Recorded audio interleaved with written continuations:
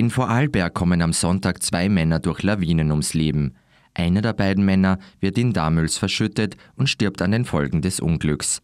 Zudem kommt ein deutscher Skifahrer in Schopenau im Bregenzer Wald durch eine Lawine ums Leben. Weiters verunglückt eine Snowboarderin aus der Schweiz tödlich.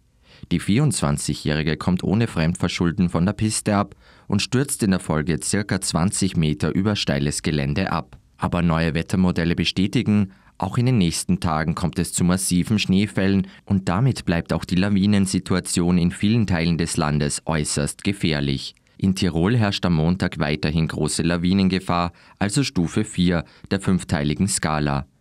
Die Hauptgefahr stellen Neu- und Triebschnee dar, teilt der Lawinenwarndienst mit.